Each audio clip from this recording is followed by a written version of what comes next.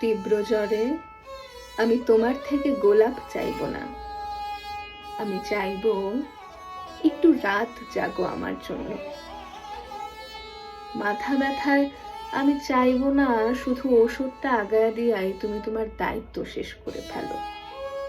আমি চাইব রুমটা অন্ধকার করে আমার পাশে খানিকটা বসে থাকো, মাথায় হাত বুলায় দাও।